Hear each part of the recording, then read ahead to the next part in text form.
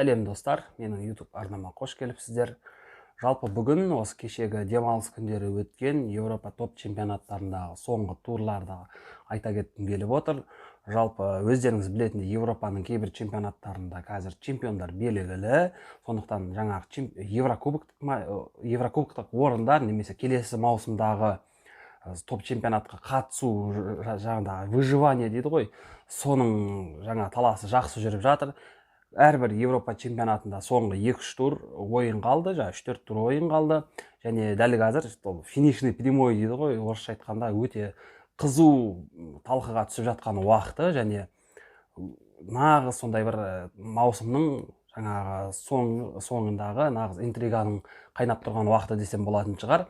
Және осы тұста айта кететін бір жайт, Чемпиондар лигасының өткен жартылай финал жайындағы матчтарды бүгін тілге тиек етпей-ақ қояйын.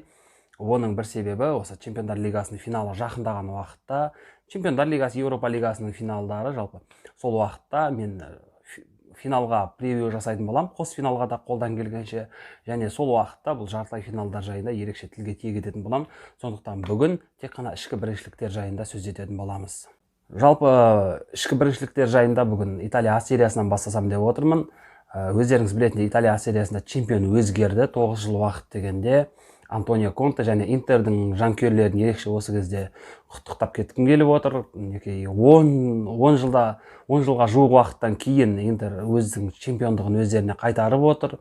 Өте жалпы Интер жақсы ойын көрсетті биыл. Әрине Еуропа чемпиондар лигасындағы жаңағы сәтсіз ойынын ішкі біріншілікте өте сондай бір Антонио Контенің өзінің стилінде жеңіске жетті десек болатын шығар. Жалпы Антонио Конте әрқашанда жаңағы сенімді ақтай білетін бапкер. Ол Челсиде де, Ювентусте де.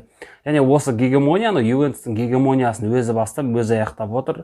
Бұл да өте жақсы нәтиже. Және де бір тілге тиек ететін Интер құрамындағы бір ойыншы, ол әрине қақпашы Самир Ханданович деп ойлаймын. 38 жасында мінекей өзіңіз көріп отқандай бірінші чемпиондығына қол жеткізіп отыр. Және бұл жалпы өте керемет нәтиже деп ойлаймын. Интердің нағыз соңғы 10 жылдағы Интердің нағыз тасқамал қақпашысы, өте лайықты чемпиондық деп ойлаймын. Сондықтан Интердің жанкүйерлерін құттықтауға болады. Және кешегі өткен турдың орталық матчы, ол әрине Интер мен Милан мен Ювентустың арасындағы ойын. Және өздеріңіз көргендей Милан дәл қазір Ювентустан әлдеқайда басым, әлдеқайда жоғары. Ал Ювентуске келетін болсақ, керісінше Ювентус қазір медиа пространство деген нәрсе бар футболдағы, жаңағы сондайға көбірек көңіл бөліп кеткен. Ол Криштиану Роналдудың жаңағы клубқа ауысуы, немесе жаңағы Суперлиганы, сол Андреа Аньелидің ерекше жаңағы қолға алысымен пайда болған Суперлига, Андреа Пирлоның жаңа бас бапкер болып тағайындалуында осы тұста айта кеткен жөн. Соңғы уақыттардағы трендке ілесті. Және осы бір жаңағы онсыз да керемет жұмыс жасап тұрған системаны, сол Максимилиано Аллегридің командасын, сол Маурисио Сарриді немесе осы Андреа Пирлоны алып келу арқылы керісінше Андреа Аньели құртып алған сияқты Ювентус. Және Ювентус дәл қазір өзінің гегемониясын қайтадан жаңағыдай іске қосуы өте қиын болады деп ойлаймын. Себебі өзіңіз көргендей Милан прогресте, Интер қандай прогресте, Аталанта мысалы бұрынғыдай жалпы жеңіл чемпион болып кету осы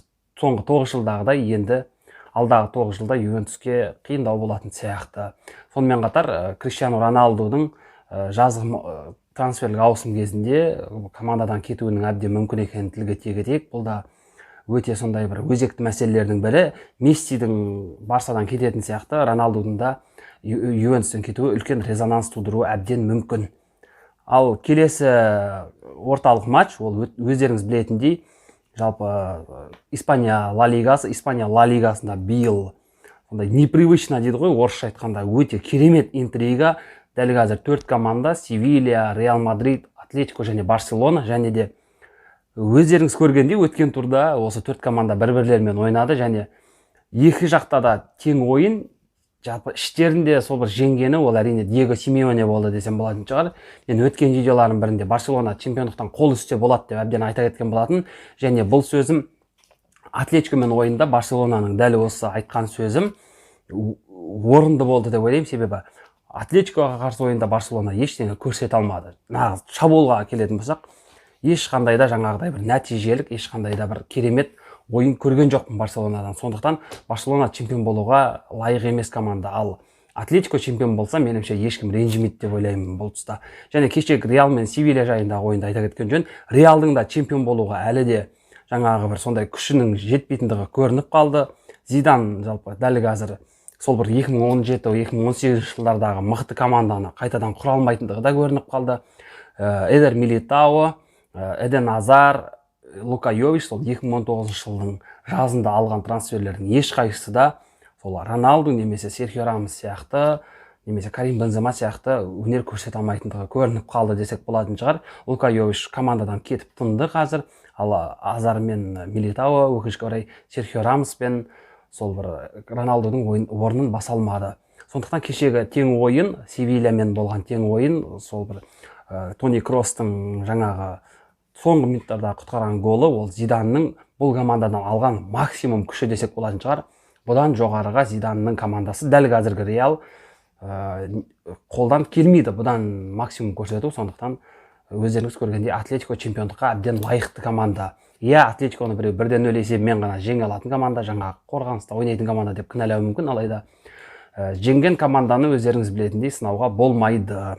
Ал келесі ағылшын премьер лигасының орталық матчы, ол әрине Челси мен Манчестер Сити арасындағы ойын. Бұл ойынды өкінішке орай көре алмадым, алайда айта кететін бір жайт, өздеріңіз көргендей интрига бар. Дәл қазір Манчестер Юнайтедтің жанкүйері ретінде айта кетейін, ағылшын премьер лигасында интрига бар, және осы интригада соңғы қалған 3 ойында егер Манчестер Сити жеңілетін болса, және қалған 4 ойында Манчестер Юнайтед жеңетін болса ғана жаңа Манчестер Юнайтедтің чемпион болуға интригасы бар. Бұл әрине мүмкін емес нәрсе, алайда өздеріңіз білетіндей футболда мүмкін емес деген сөз айтуға болмайды. Алайда тағы бір нәрсе, Манчестер Юнайтедтің қарсыластары ол әрине Лестер, ол әрине Ливерпуль, ал бұлардың арасында 2 күннен ғана айырмашылық бар.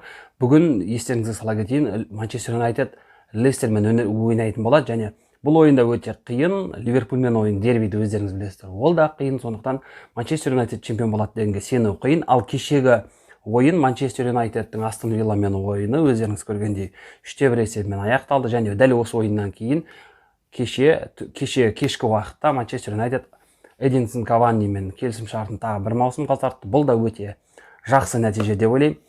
Ал Германияға тоқтала кетсек, қысқаша Германияда өздеріңіз білетіндей кешегі Боруссия мен Лейпциг арасындағы ойын қызық болды. Және ол жерде жалпы опыт дейді ғой, жаңағы ұзақ жылдардағы Бундеслигада өнер көрсетіп келе жатқан команда сол опытының арқасында жеңіске жетті. Ал ол жақтағы чемпиондық жалпы интрига сол маусымның басында өліп қалған десек болатын шығар. Бавария чемпион, құттықтап қоюға болады. Және осы тұста Франция бірінші лигасын атап өткен жөн. Франция бірінші лигасында сол бір қаншама жылдан кейін осындай интрига бар дәл қазір.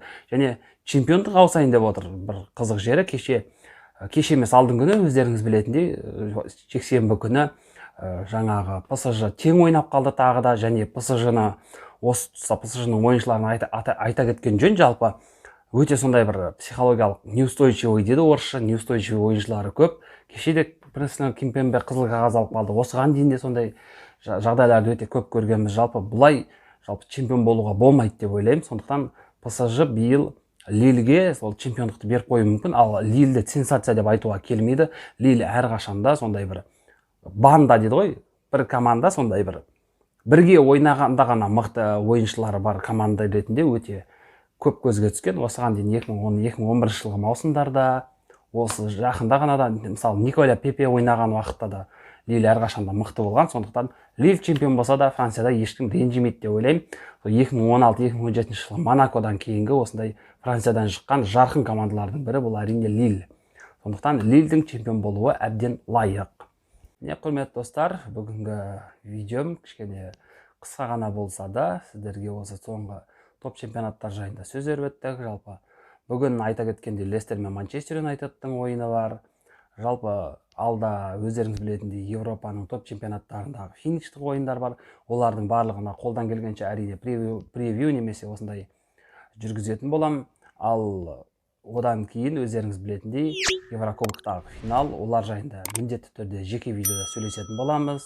Ал әзірге сіздермен бірге болған мен, Батиньо KZ арнасы.